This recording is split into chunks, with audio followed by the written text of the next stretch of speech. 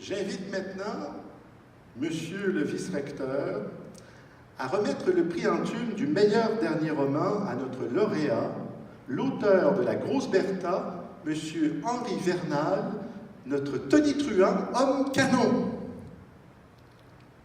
La position finale, tonitruant homme canon, n'était pas dans mon discours et c'est elle qui mit le feu aux poudres. Alors que le vice-recteur lui tendait le chèque en prenant la pose pour les photographes, Henri Vernal, qu'on surnommait affectueusement son immensité, le lui arracha des mains et se mit à gueuler. Tonitruant, c'est tout ce que les gens sans imagination trouvent à dire, Saint Jupiter de Calmant. Si le monde avait une colonne vertébrale, je ne passerais pas pour tonitruant. Et puis m'appeler homme canon, quelle insulte à ma famille! Ne savez-vous pas, jeune homme, surtout en ce jour du 11 novembre, jour du souvenir, que mon grand-père est mort à Vimy en 1917, déchiqueté par un boulet de canon? C'était lui le véritable homme canon, mort sur le champ d'honneur en homme tronc. Je voulais rentrer 6 pieds sous terre.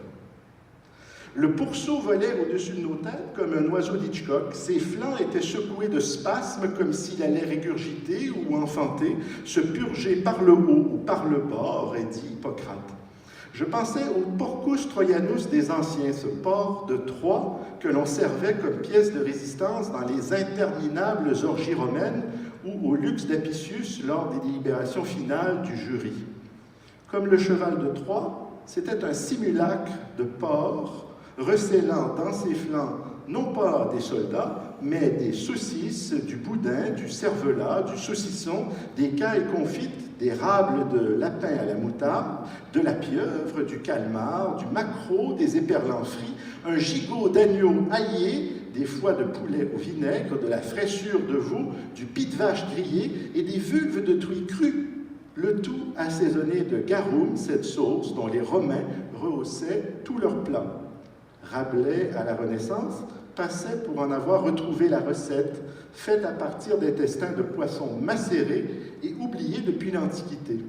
Sous des airs de grande boustifaille, le Porcus Troianus était en fait une arme d'indigestion massive. Et c'était bien ce qui est en train de se produire, une indigestion massive avec le lauréat qui, comme Napoléon, refusait que le pape le couronne et qui se couronnait lui-même.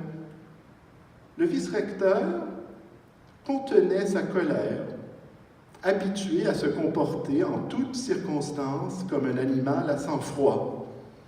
Mais par un tic nerveux de la lèvre, on sentait cependant qu'il n'en pensait pas moins. La relationniste de presse ne semblait pas surprise, plus préoccupée du fessier du jeune secrétaire de l'auteur que des insanités que celui-ci débitait. Malgré son élocution de chaise de dentiste, sa langue de porc marinée et sa mâchoire rétive, Vernal n'avait pas dit son dernier mot. Il enchaîna en blâmant la société au grand complet qui faisait vivoter les artistes et les écrivains dans la misère, alors que c'était eux qui portaient le projet de pays à bout de bras. Ce prix, on le lui remettait dédaigneusement comme une aumône. Ce chèque, il l'avait pourtant mérité. Il représentait moins que le salaire minimum pour toutes les années qu'il avait consacrées à la littérature, sans rétribution autre que symbolique. C'était dégradant d'accepter ce prix.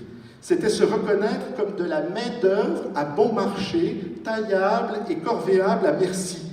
C'était avaliser le système capitaliste qui fait de l'homme un loup pour l'homme. On voit sans peine la rhétorique marxiste que son immensité avait sorti des boulamites pour l'occasion. Je vous épargne la suite aussi prévisible qu'un discours fleuve de Fidel Castro. Il gardait le plus beau pour la fin, en homme de spectacle habitué à l'indignation sur commande, aux fausses colères et au déchirage de chemise sur la place publique.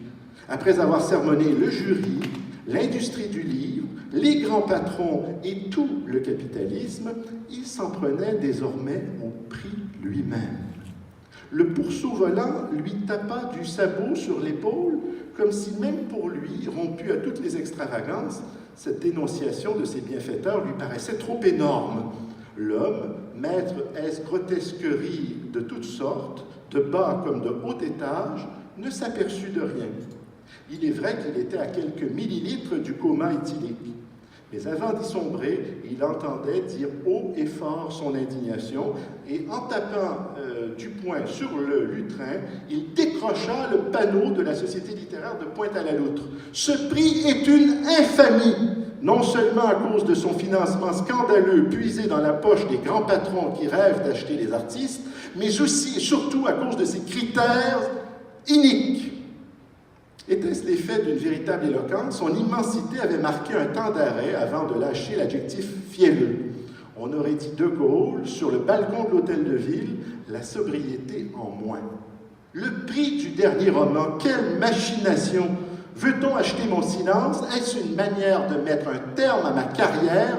Je suis un homme libre. Personne ne pourra jamais me forcer au silence, et surtout pas contre de l'argent. Je crache sur ce prix, je le compisse, je le conchis, je l'exècre, je l'abomine. Il fallait bien reconnaître le talent qu'avait le futur ex-lauréat pour les synonymes si utiles pour varier le style. Cette aisance à formuler la même idée avec tant d'expressions différentes forçait l'admiration, tout cela alors que son corps était occupé à cuver la bière, le gin, la tequila et la crème de menthe verte que son immensité avait ingurgité pour se donner une contenance. En vérité, je vous le dis, son immensité avait beau être un anticlérical impénitent et médire sans retenue des superstitions de la secte du Nazaréen, cela ne l'empêchait nullement de reprendre les effets de manche du Christ, et en particulier la formule par laquelle le Messie introduisait invariablement ses grandes révélations. En vérité, donc, ce prix est une insulte à la littérature. En l'acceptant, je me déshonorerais, je trahirais tous les artisans des lettres. Ce chèque ne vaut rien d'autre que le papier sur lequel il est imprimé, et ce papier, c'est du papier hygiénique. Je m'en torche. Vernal déchira le chèque et en jeta les morceaux à la tête du vice-recteur. Nous anticipions bien sûr la conclusion de cette scène, mais personne n'avait imaginé que son immensité irait aussi loin en déchiquetant le prix à la barre de ses mécènes. Seule la relationniste de presse dominait la situation, peut-être parce qu'elle avait été mise dans la confidence. Elle fit un geste du côté du trio de jazz qui se mit à jouer de plus belle. L'éditeur, de son côté, avança sur la tribune un objet de forme allongée qui était resté derrière un rideau et dissimulé sous un drap, un canon de cirque. Il alluma la mèche et, au moment de faire feu, la culasse libéra un pantin projeté dans le fond de la salle. C'était une poupée à l'effigie de la grosse Bertha. En atterrissant sur une table, elle libéra une pluie de confettis et des bobettes autographiées de son immensité. La foule se précipita pour mettre la main sur une relique du grand auteur. L'égoïsme prodigieux de Vernal et son immersion dans l'instant présent le sauveraient probablement, une fois de plus, des effets de sa rancune simiesque. Quand tout le monde se fut servi, on entendit, çà et là, des lecteurs fervents qui approuvaient la dénonciation en règle de Vernal. Il avait eu raison de ne pas se prêter à cette mascarade avilissante. Son immensité, quant à elle, avait disparu. Très fier de son coup de théâtre que les journalistes présents avaient pu filmer. Il passerait l'extrait en boucle le lendemain au téléjournal. Le vice-recteur, quant à lui, s'était aussi éclipsé. Mais il était clair que nous aurions de ces nouvelles bientôt. Le premier prix en tube serait sans doute aussi le dernier. Je vous remercie.